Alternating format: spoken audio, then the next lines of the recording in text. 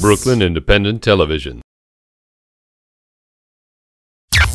This week we are at the Stuy Dome, home of the Dome Dog, and we're going to discuss high school basketball and pro ball. Also, we will go to where the hipsters hang out for Skeeball, Williamsburg, and then Brooklyn Storms back will take on the High School of Sports Management. All that and more on This Week on In the Zone.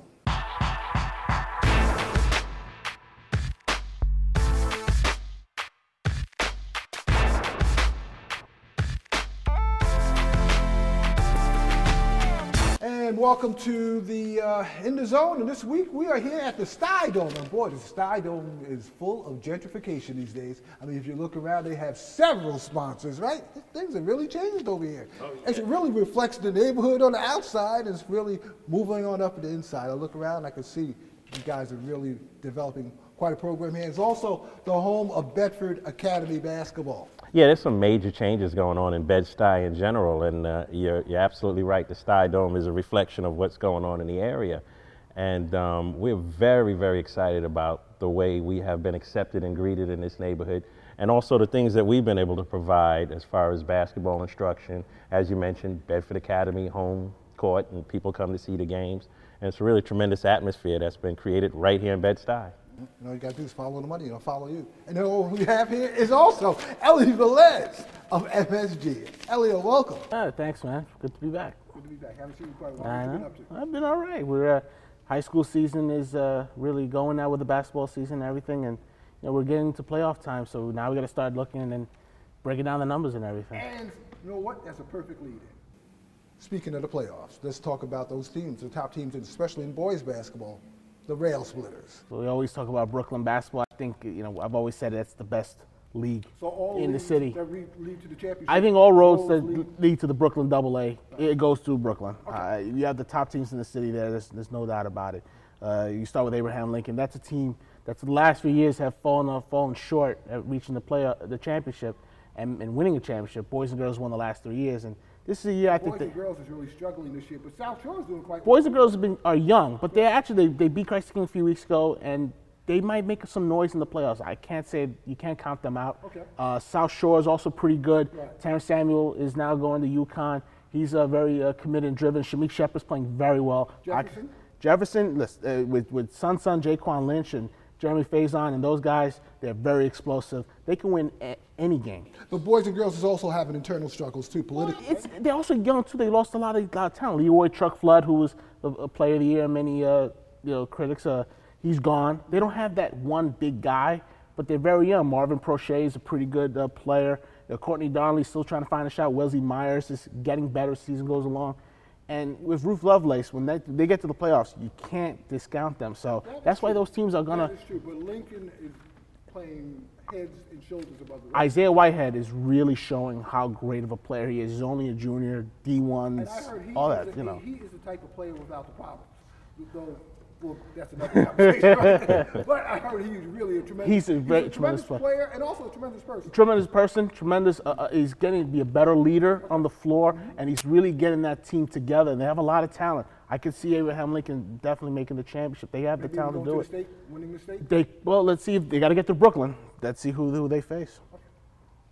No, what I was going to say is what this is an example of year after year is that the coaching and the systems that are in place seem to prevail year after year. Yeah. You have Ruth Lovelace and Elma Anderson over at Boys and Girls High School, and as they plug the players in and as the season progresses, they always seem to be there, and Lincoln's always there, and Jefferson. And South Shore has been a surprise. South Shore has done a tremendous job. And Transit Tech. Let's not forget about Tech also. That's a team you don't want to face in the playoffs, man. They're very sleeper, so that's a tough team to face, too. As far as the Manhattan side and the Bronx side, you have Wings. Wings Academy is still, the favorite. Billy Turner does a great job up there, and they're a team that's also fallen short, agonizing in the last few years, so they really want to make the chip. You still got Cardozo and those teams, but Cardozo's somewhat struggling. It's kind of struggling too. They don't have the stars they used to. Bayside's pretty decent also, but Wings is, I think, one of the best teams also. You can't take anything away from Ron McClary over there, Cardozo. Once again, it's the system. Year after year, these guys, you can pencil them in. But let's not forget our Bedford Academy Panthers here from the Stuy Dome. Tremendous team, tremendous coach, tremendous system. Coach Rob Phelps and Phil Hayes, they do a tremendous. Top team in their division, right? Yeah, right now they're tied with Erasmus for first place. In fact, as we speak, they're getting ready to go head-to-head to see who's going to take first place. And Erasmus really has turned things around basketball-wise after being a football powerhouse. Oh, yeah, I mean, they won the championship, I think, in 1996. That's the last time I've seen the the Big Four Brooklyn teams not win it.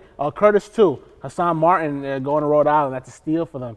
They're a very good team, too. That was a team that was trying to really come into the city, right? I've been playing in Manhattan, one of the divisions in Manhattan. They wanted to join the Manhattan division. They wanted to face against PSAL's teams in the regular season instead of non-leagues.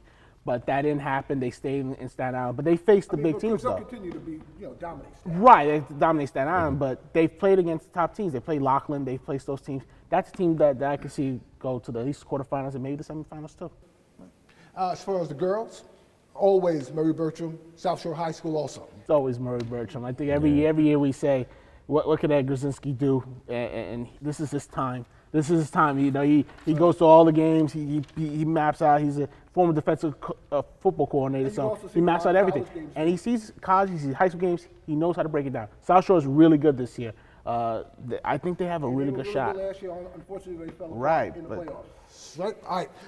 But here, we're going to continue our conversation a little bit. But speaking of as far as the storm, right? The storm that happened and the Brooklyn storm is back. It's an ongoing effort as far as for the recovery effort for the Sandy victims. And when it comes to recovery, the High School of Sports Management was right there on the ground.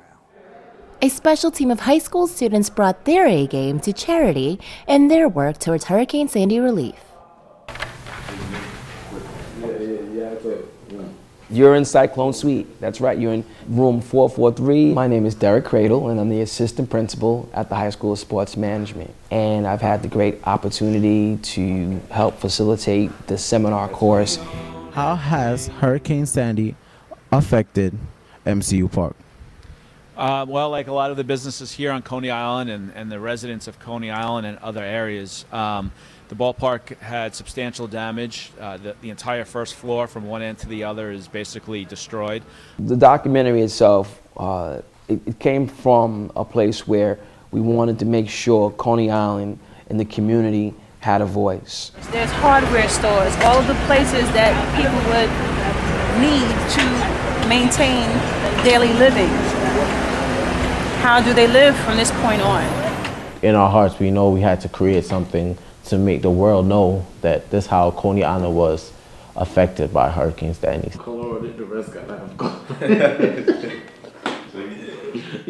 My role was the camera director. On the sands of time, know there was something that meant something that I left.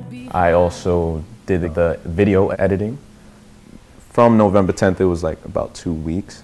So we've collected a lot of footage. The expectation is for our seminar course students to arrive here at 7 o'clock on the dot, white shirt, black pants, black shoes.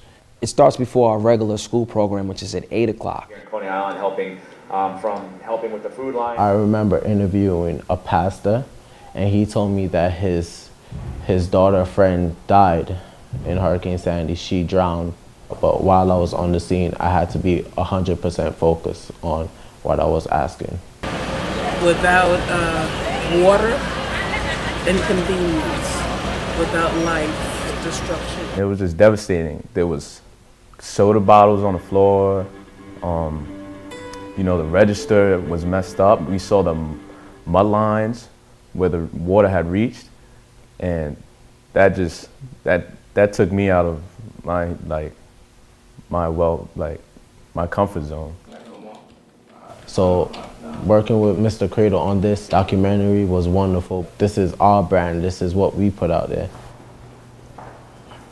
From the seminar course, it opens up a window. It's like what's happening currently. I mean, Sandy, a natural disaster, put us in a position to do a humanitarian effort.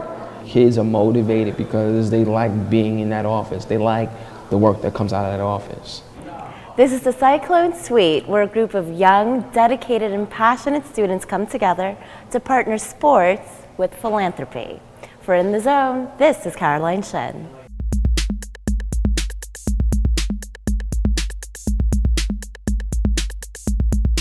As you know, gentlemen, that recovery effort is just an ongoing thing. But we're going to move back to basketball, where in terms of high school sports, also you got to look at what about Catholic side, Zavarian? Zavarian, yeah, these are good teams. I mean, the Catholic League is always competitive. There's always 5 to 7 teams that always has a good shot of winning a title.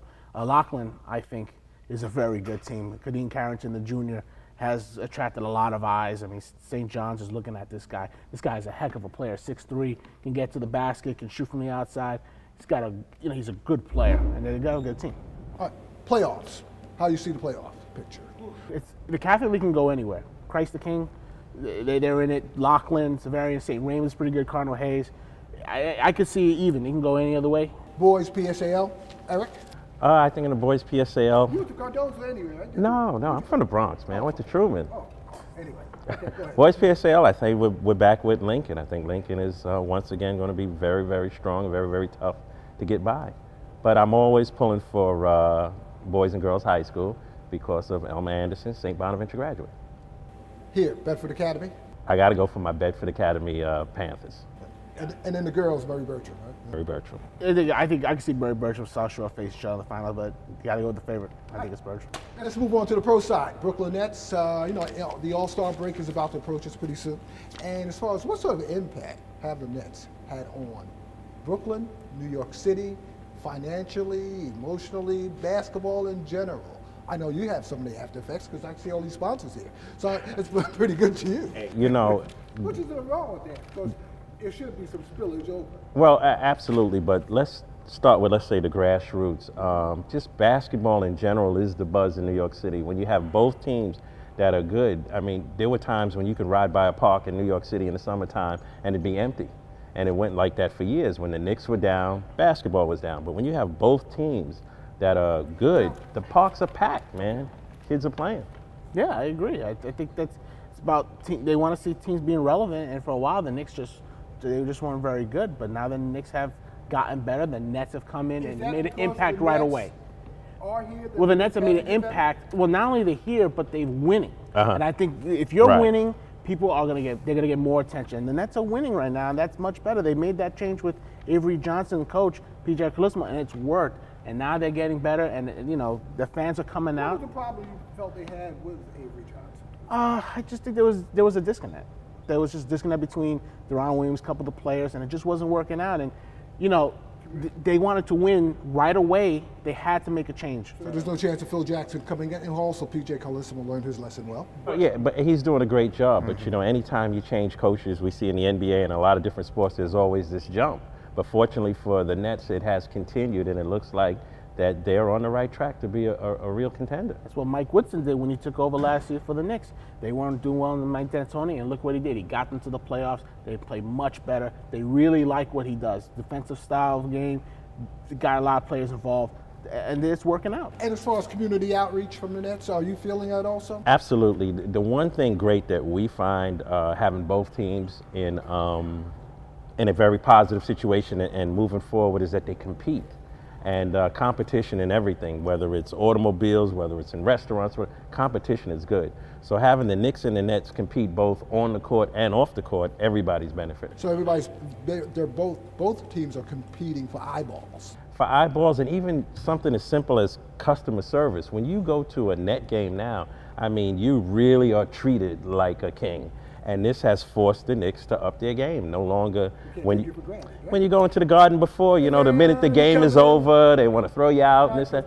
It's not right, exactly. But now it's not like that. The Nets have caused them to up their game, and I think that we all benefit from that, both on the court, off the court, and just the whole atmosphere around basketball in New York in general. I think there's just more excitement that everybody, in the wintertime, people just when they weren't doing well, it was like, okay, let's just wait for baseball and that's a start. But now both teams are doing well. They're contenders in the Eastern Conference, and they're winning. And those games, the Nets and Knicks games, are competitive. They got people's attention. People talk about it the next morning. And that's what these teams want. They want that attention, and they're playing well. That's why they're doing it. Financially, have you felt it? Here at the here at the Stuy Dome, absolutely, because we do I said, man, you have sponsors everywhere. Well, the Brooklyn Stuy Dome is the #1 basketball facility in New York now. So, and yeah, we felt it because more and more kids want to play the game, and we do some top-notch, high-level instructional basketball here. And the more kids that want to play, the more kids that need instruction, and the parents are looking for the best places to place them. And this is over, right? game over, baby. This is the place. We have the best coaches and the best instruction anywhere. So. All right. Well, you know, Skeeball, folks. You familiar with Skeeball? Oh, a little bit. You're a hipster, right? Nah. I love really. Skee-ball. I know my cameraman over there, Joe. He's a hipster. I love Skee-ball, man. And Skee-ball is for the hipster mind, especially in Williamsburg. Take a look.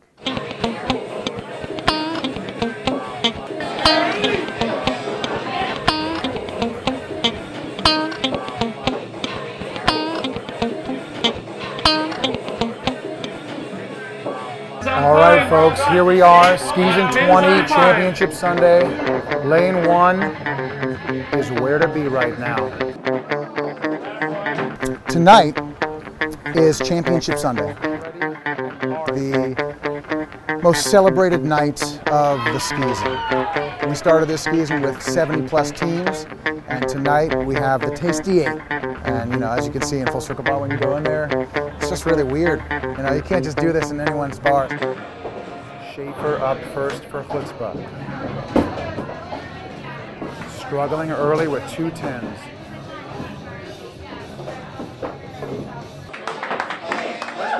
Back in 2005, sitting around the office one day, me and my buddy Evan go down to Coney Island to play skee-ball, ditch work. I challenged him to what I then called a skee-ball showdown, a best-of-7 frames.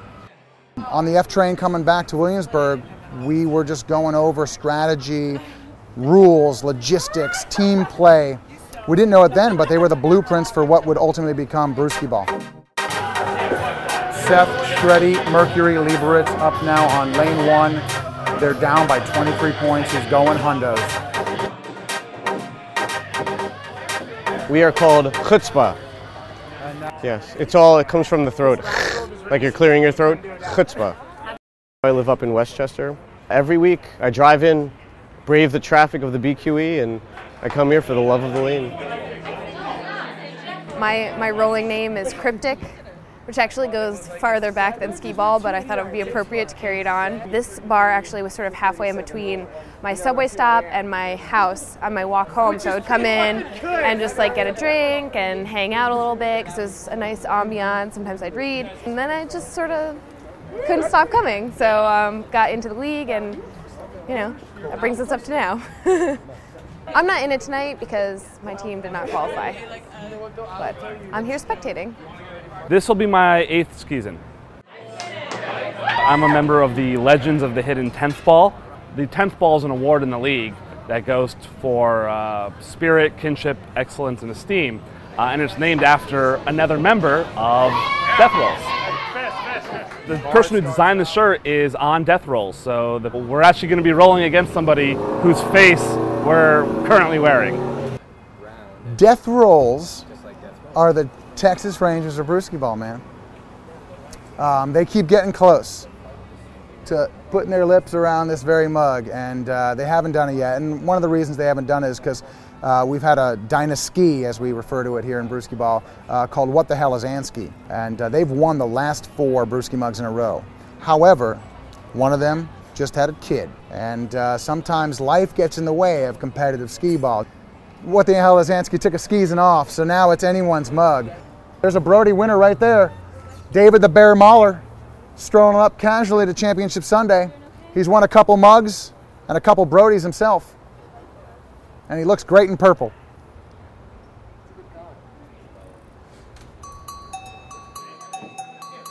The philosophy of the league is find the 40. 40-point pockets right there, right in the middle of the board, best risk-reward shot in the game. And tonight you'll see a lot of people rolling 40 after 40 after 40.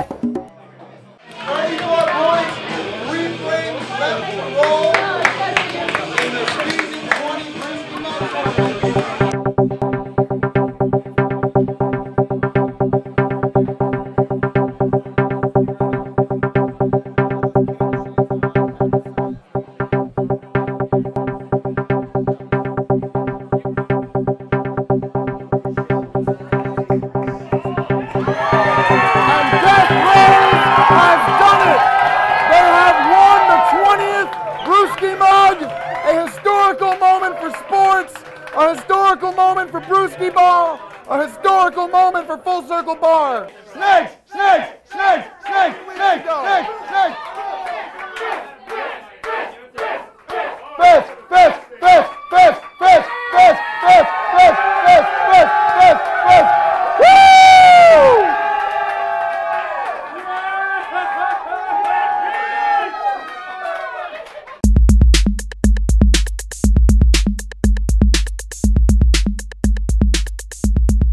Hey, well, you know, for those that want to check out that skee ball, Williamsburg is the place. So, gentlemen, we are continuing our conversation about the Nets and this team and the impact. As far as financially, you were saying before that they have made an impact on Brooklyn in general. Yeah, I believe that as the popularity of the Brooklyn Nets grow, more and more kids play, more and more people are into basketball. It has helped us. We do a camp/clinic every Saturday morning here from 10 to 12, and the numbers increase every week because everybody's looking for instruction, great coaching, and things like that. Are the Knicks also looking to infiltrate Brooklyn on a financial perspective? And do you have the Knicks maybe knocking at your door? I was involved with the Knicks for, I think it was 4 to 6 years, involved with their camps and apparel and things like that, and we have talked.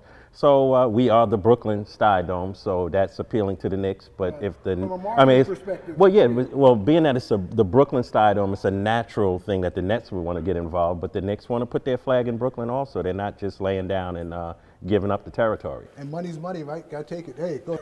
No, I think that the Nets' impact. You've seen it with the kids.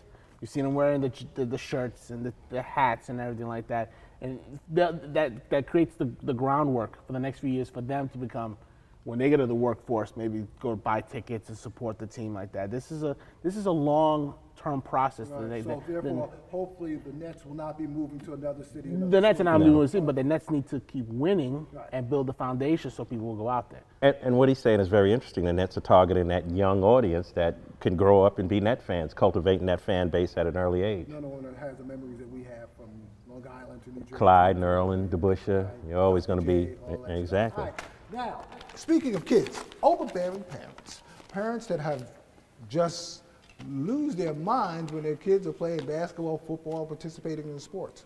Well, what it is that there's so much money in sports, and college and going to college has become so expensive. Sometimes a parent, unfortunately, their only plan for their kids to go to college is for them to be able to excel at sports, and it's really kind of unfair.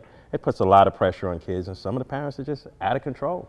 There's a lot of media attention when it comes to, especially when we talk about young kids and how talented they are, what they could do.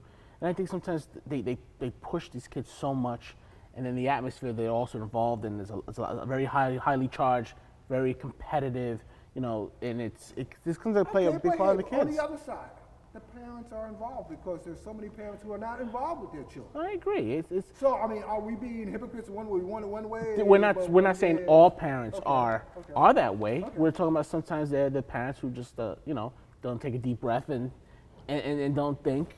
Right. And they hurt the kids. That's what, if they're in it for the kids, that's what we should be for. Yeah, it's a double-edged sword. You absolutely want the parents to be involved, but basketball and sports in general, to me, the most important thing is that the kid gets involved and has fun and have a good time.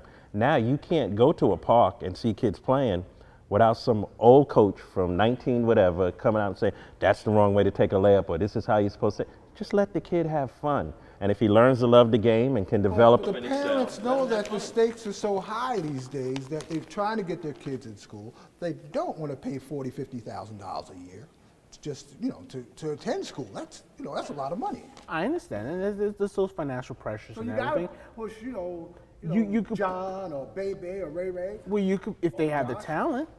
Into a sport. But if you look at the statistics as to how many kids actually get to play Division I basketball. But here's another hypocritical thing. You know what? Oh, you could be anything. And then as he gets older, you know what? That basketball, hang that up, just get yourself a job. Well, I'm just going to say I never want to step on any kid's dream as far as wanting to be anything. But there has to be some kind of balance. I mean, are you going to make your kid do suicides or run laps when he gets a math problem wrong? Are you going to scold him, You know, if he does bad on a science test and he has to do 50 push-ups, well, you just have to have some balance. Well, but when it comes to basketball, there's a lot of punishing. You're doing a lot of emphasis on the athletics. But look at one thing. All right, okay, I'm going to do it. All right? I guess he can come after me. All right. Anyway, hey, look at Lance Stephenson's father. Some folks say that he was overbearing, but he was successful in getting his son to the pros. Right? I mean, you can't, I mean, cause in one angle, you can say, you know what, some folks, well, you know, his father's not there, but his father was there for him. Absolutely. I mean, you know, he was criticized a lot. Let's face it. I know you guys don't want to talk about it, but you know what? The goal was met. He was there for Lance. Right. And he supported Lance. It was a whole family effort. That's what it was. Well, but let's take it away from Lance. Let's just talk about success in general. Okay. We have to understand that life is a marathon. Right. And there's a lot of people that make it to the pros who are not successful. They make it to the pros and they're successful in basketball, but after that, they could be flat broke. They could have all kinds of problems in life because everything was put into this one thing and wasn't put into the development of a young man or the development of a human being to last a long time. So just making it to the pros is not the top of, you know, it's not the end of the story. Yeah, it can't just be tunnel vision, look one way. You always got to look at the big picture. You always got to make sure if this doesn't happen, what do I have to fall back on? That's what parents should do. Tell their kids you have this opportunity, but then also think about anything else that you might like and cultivate that. That's what makes the kid successful in their the time. limelight, man, that's where it's at. That's what some people think. But there's only, what, less than 3% of kids who go to college, become NBA players. There's only 400 jobs. You know, what happens if you don't get that job? Do you have something else to fall back on and become a productive citizen? Yeah, there's still a lot of life that has to be lived after the age of 35 when your athletic career is over. Yeah. So it's a marathon. Well, gentlemen, thanks for coming on. It's been great having you guys. You guys are pretty good this time. All right. And that's a wrap up for us here on In the Zone. I'm Micheal Bellamy from the Stuy Dome in Brooklyn. Take care. Have a safe week. Bye-bye.